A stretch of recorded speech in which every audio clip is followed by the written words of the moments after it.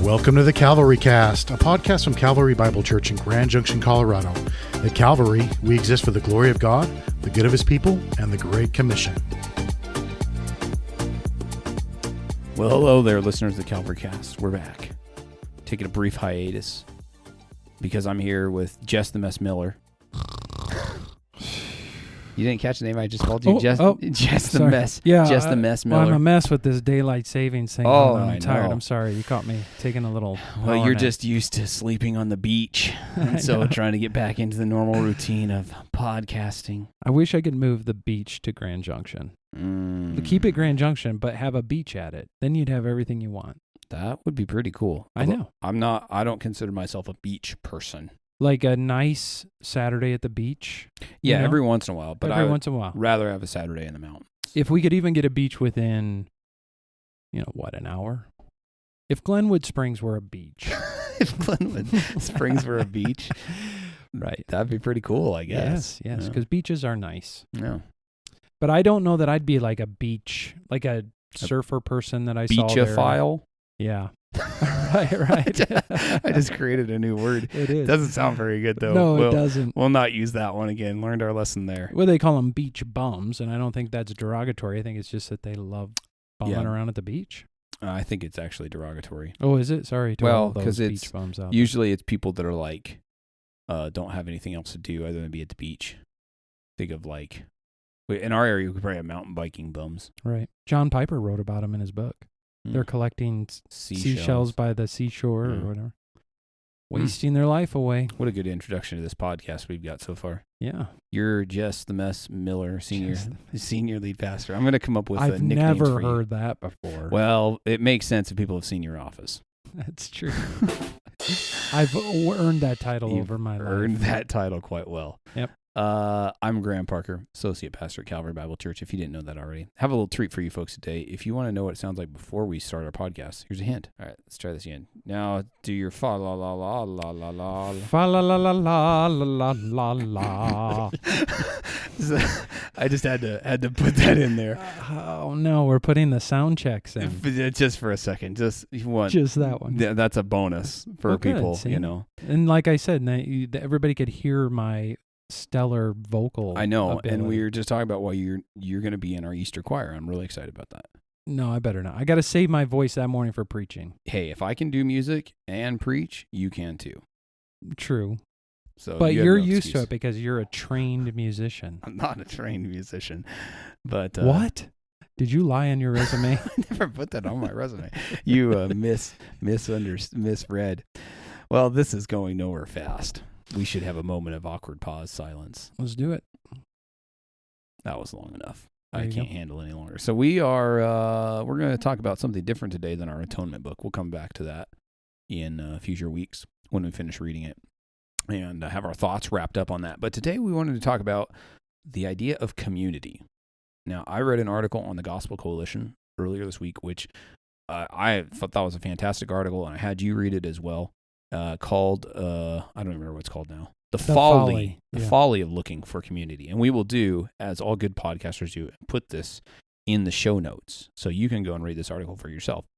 But basically, this author is talking about how so often people will go to churches or be a part of churches, and they have this idea of community that they're looking for. And his basic premise is community is not something you just like walk into one day. It's something that's created. And so if you have this idea of you're just going to walk into this church that's perfect and has this great community, you're kind of misled. So I thought that was a really a poignant thing. Anything that stood out to you from the article other than what I just said? Yeah, well, I mean, not necessarily than what you just said, but he talks about the trend of bailing, right? That's in there. And the idea is the person has this good desire for community. Right. And as a member of the body of Christ, you should want community with the other believers. We think that's one of the reasons God has established the church is for us to have this sense of community, or maybe another word would be fellowship. But that they go to a church looking for it and maybe have an idea in their head, and then when it doesn't pan out or the church isn't giving them what they want in that way, they bail out. And what he's trying to say, right, is like community takes time, right? You've got to build it, and it's sometimes messy. He talks about it sometimes leading to conflict even. A good community, good Christian community might even have conflict that would generally make people run, but it makes us uncomfortable, because when we think about community, we think of it like everybody's happy. Rose garden. Yes. But rose gardens have thorns. Yeah. So this got us just talking about this. Yeah, so this article just got us talking about the idea of fellowship and community within the local church. And what we want to do is because where our conversation went with this, really, and the things we were thinking about was let's kind of define what community maybe is and isn't within the context of the church, maybe how people might confuse a biblical community with, say, friendship. Right, and that's the important part, that we were making that distinction, because sometimes when people are thinking about community, as we were talking about, they're thinking in their minds of friendships, people to hang out with, do things with, that kind of stuff. So let's think about that for a minute, because we don't want to say community is not friendship. It very much is sometimes. Community is it's not just finding people that you have a common interest with, you are in the same stage of life and all of those things. It's not just that. It's more than that. It's not built just upon that, I guess is what I'm trying to say. Right. Yeah.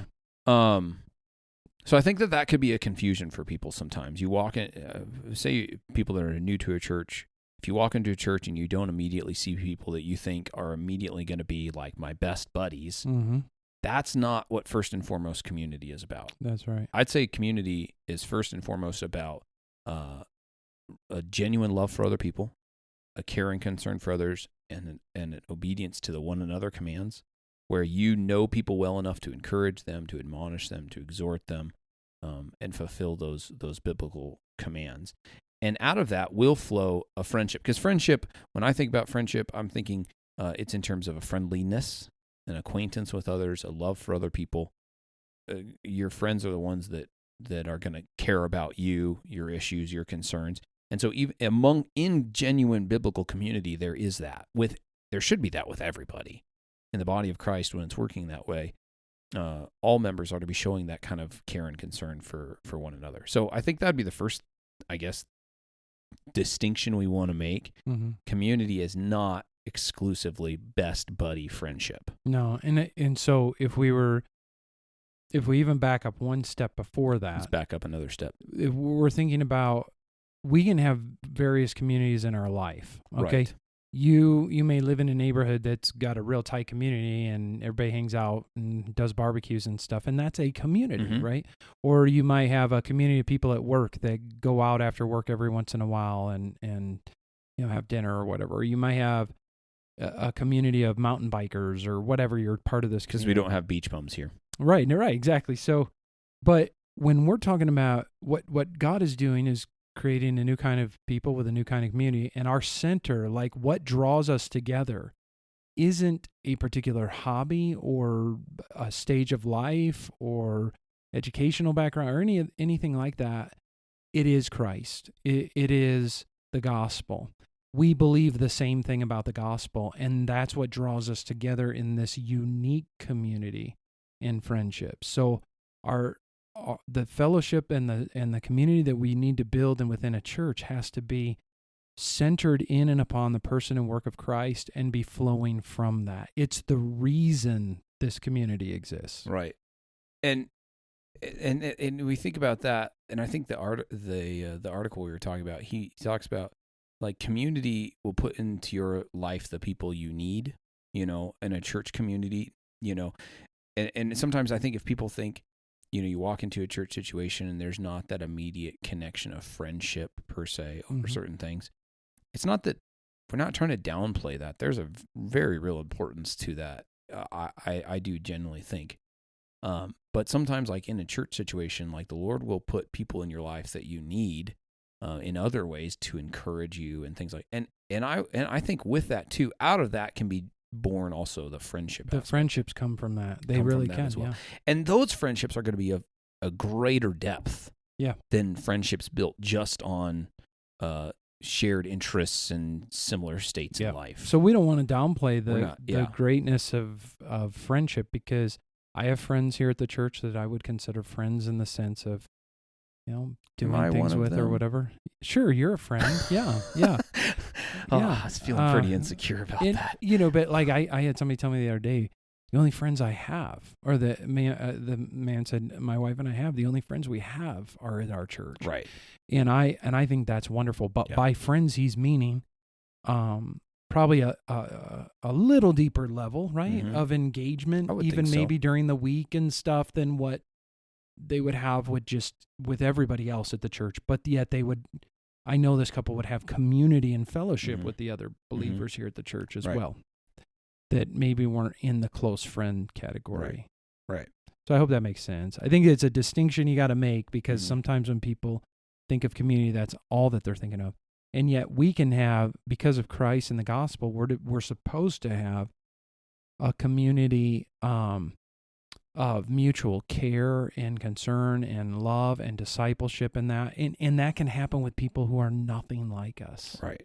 And like it will happen in the church, because the church is full of people that, you probably wouldn't always hang out with, outside. Yeah. And that's, like, you think about it, that's part of the beauty to the outside world, in a sense, as they look and they go, like, really? Like, you guys spend time, you enjoy that person? Like, there's no logical reason that you should. Right. But that's where, like, genuine community is I love that person because Christ has redeemed them. I see God at work in them. Like, I know, there's an openness there, just a greater depth than just external. We enjoy these things. And we share these things in life. In true Christian community, in relationship, you have bigger obligations than you would to just a buddy. Yeah.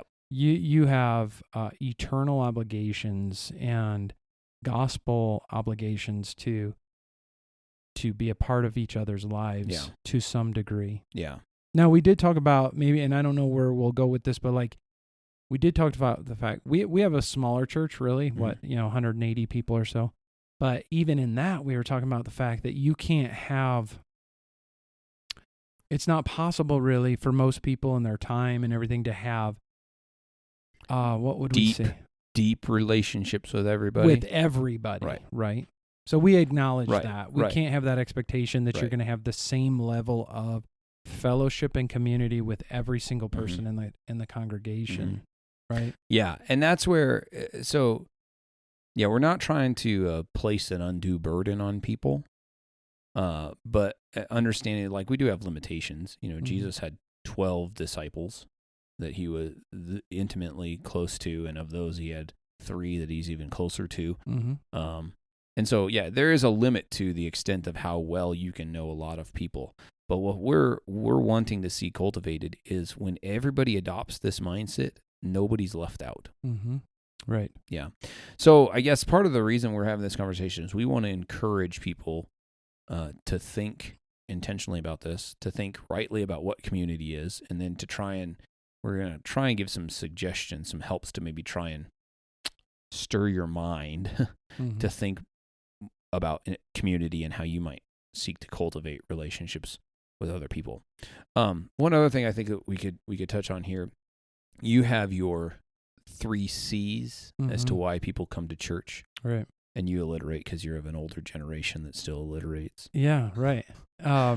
So these, and basically this is something that I just kind of worked up in my own mind, right? On why people choose a church. Right. But really, you are working on getting it, like, a book done or something. Yeah, maybe, growth, but church growth book. But like, okay, so there's the 3 C's, right? So you've got people that would they choose their church on community. So in other words, when they're going to look for a church, and by community they largely mean friendships with people in the same stage kind of like me. Yeah. So, and this happens a lot it can happen among really young marrieds with kids. It can happen among singles. It can happen among older people. You walk into a church and it's anybody really, essentially. You walk in and you're asking the question, my most important thing about this church is community. Right. And by that, I mean friendships and people I'm going to hang out with, and they're going to come over to my house and I'm going to go to theirs, and we're going to cultivate these friendships. Mm-hmm. And so they'll come into a church, and if they look around and don't see enough people like themselves in their stage of life, they're like, I don't think I'm going to find what I'm looking for here. Right.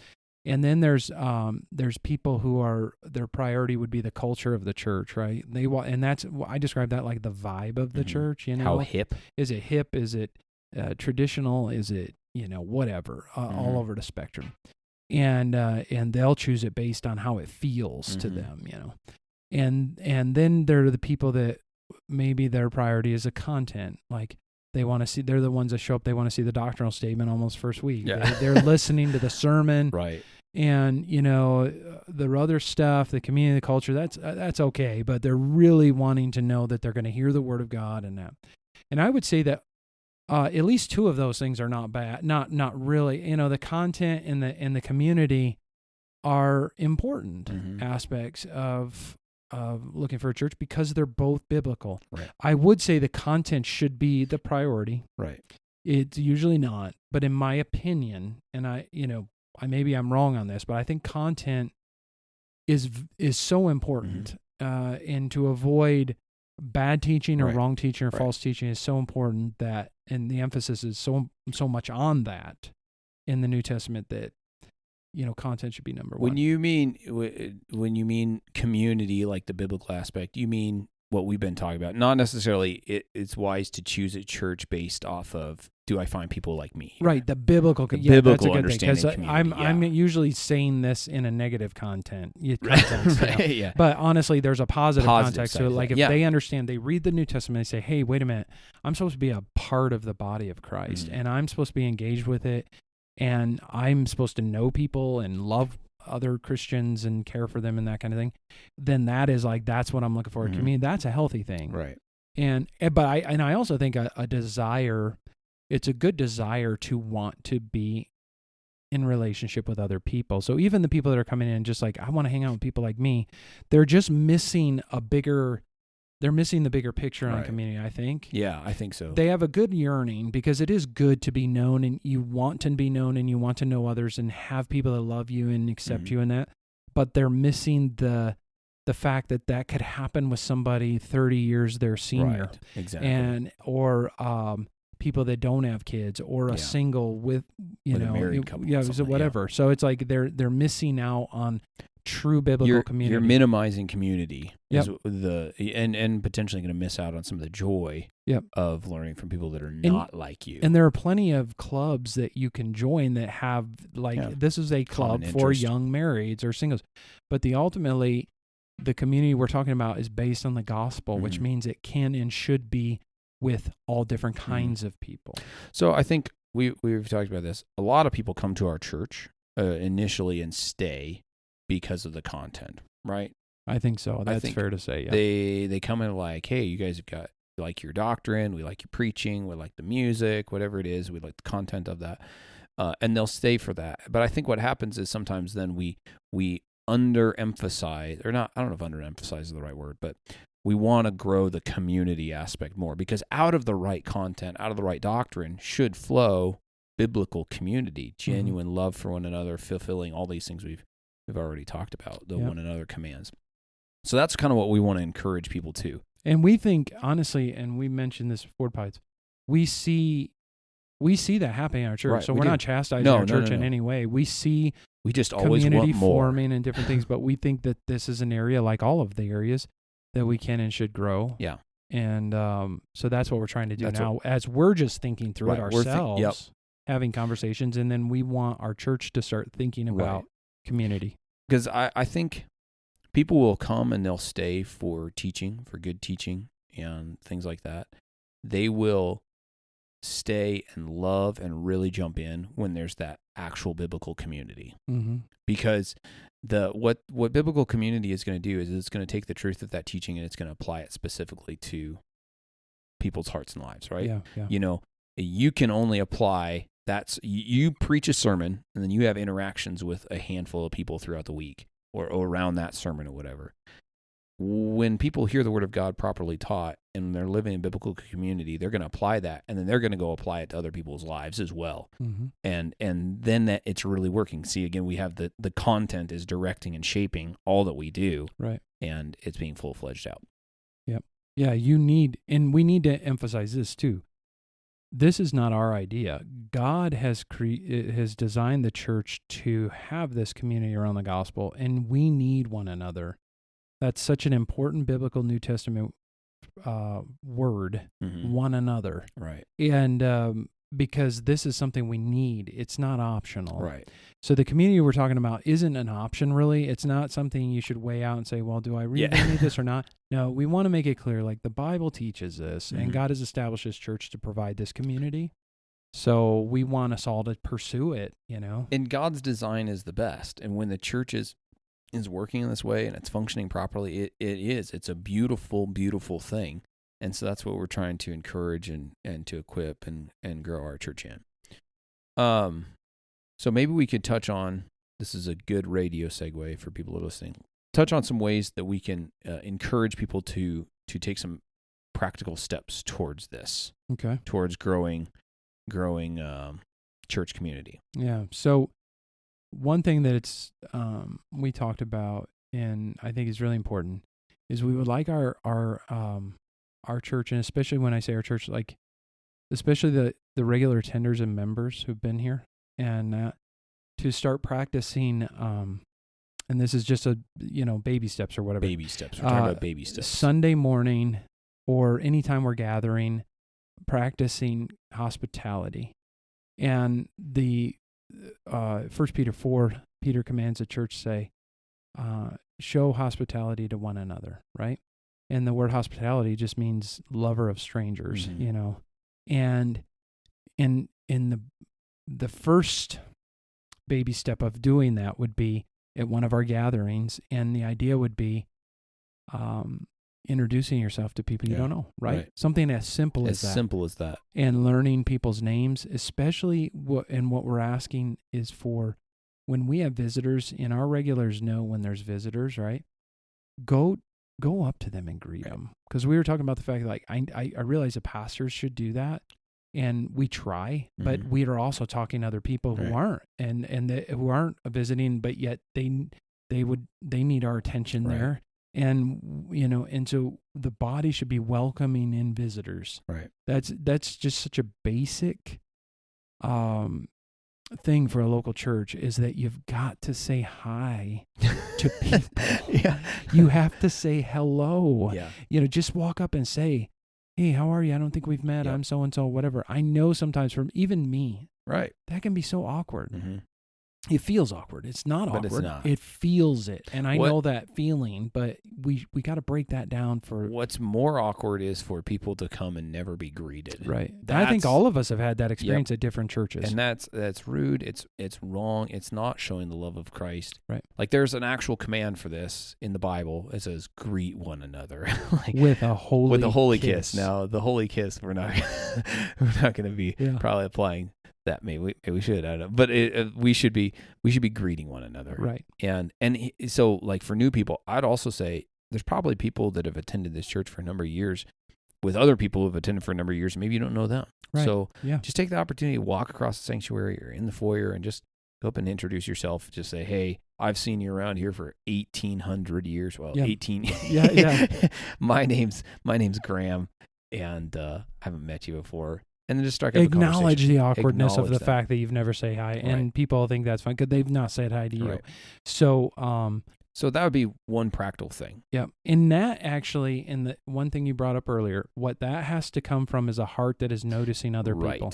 And this maybe, if we had an area that we were going to start with before this one we've just talked about, I think it is this, and this would be a couple of practices again. Before you come to church on Sunday morning, pray and ask the Lord to give you eyes to see other people. Mm-hmm. We so often think of church as this consumeristic mentality. I'm coming to worship God in my little bubble, and and all of these different things. But really, it's serving others, and you worship God when you serve other people. Like God is glorified when we're obeying these commands and when we're having genuine biblical community. That's worship. Yeah. So before you come to church, and I would encourage you to do this with your family. If you have with your wife, if you have kids at home, just stop for maybe in the car on the way. Just pray for a minute. Lord, as we go to church today, help us to have eyes to see other people, and because this is a work of the Spirit of God. Ask him to cultivate that in you. You may have a disposition by nature. You're not like super outgoing. You may be an introvert. You're like, introducing yourself to people is not, easy, but the Lord can produce that in you and can give you a genuine love, can help you overcome the fear of man. Yeah.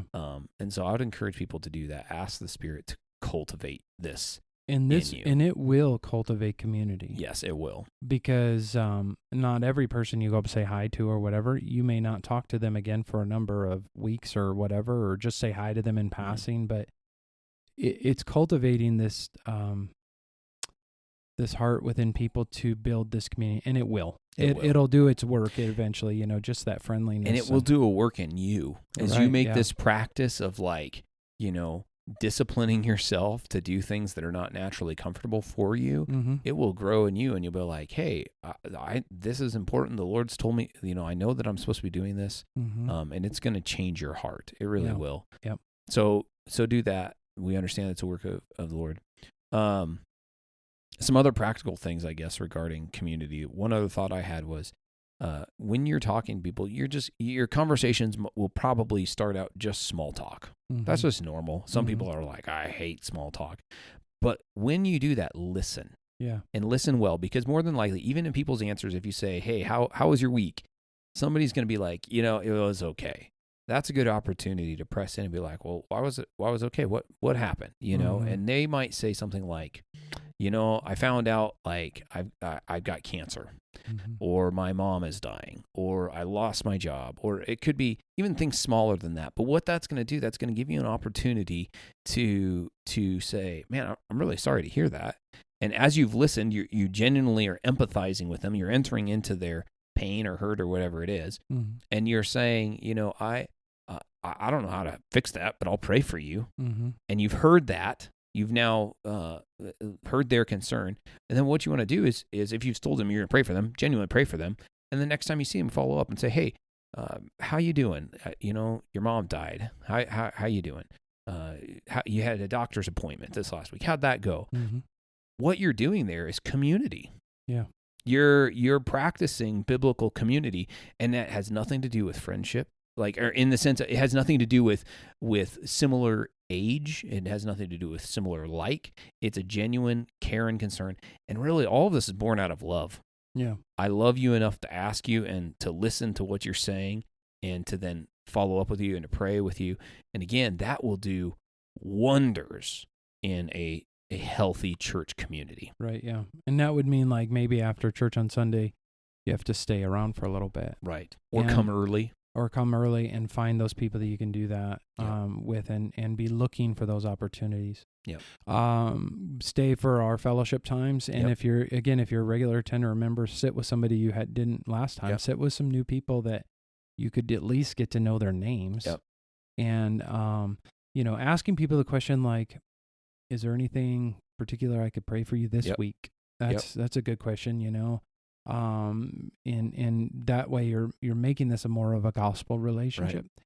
And then of course we have structured things like small groups, join a small group, because sometimes for some people that's going to be your, that's one of our listeners calling in. Yeah, our listeners are calling in right now. Lines are closed. Lines are all closed right now, but no, small groups, so those are for some people, especially they become the foundation of some of their closest communal relationships, right? Because the idea in a small group is that you are regularly meeting with the same group of people. Yep. And you're learning, you're getting to know each other in a better way. Yeah. You're getting to know each other's struggles, and you're talking through passages of the Bible, books of the Bible that are dealing with It's true fellowship. It's true fellowship. Biblical definition of that. It's the sharing in common the word and the gospel and life. And that, again, that's growing community. And so you have to avail yourself of it. Yep. So, and we always encourage people too, like for a while our church had some men's groups that were kind of unofficial, but official. I don't know. I mean, we talked about them a little bit, but they would just get together for coffee once a week and talk, and women have tried that in the past too, and just try to cultivate that. Even if you have 2 or 3 people, then you've almost, maybe you've started another kind of community opportunity for yourself and others, right? I mean, things like that I think are great. Because bottom line, like we seek to provide opportunities for people to fellowship together and to get to know one another. But real, true, biblical, God-glorifying community is really born from people that see other people, that love other people, that pray for them, that just go out of their way to minister to other people. We can't legislate it. We can't just make it happen through a program, but we can encourage you to take these simple baby steps, because it's just these little things like this will grow a church community and really do wonders. I think so too. Well, we hope this conversation has been helpful for you as we've thought about this issue of community. If you have questions about this, you can always, again, come up and talk to us if you're part of our church. If you're outside of our church, email us. Call in on our 1-800 number like that caller just did. We don't actually have that, but we'd love to hear from you. If you have other questions or things you want us to talk about, you can always email us at thecalvarycast@gmail.com. And until next time.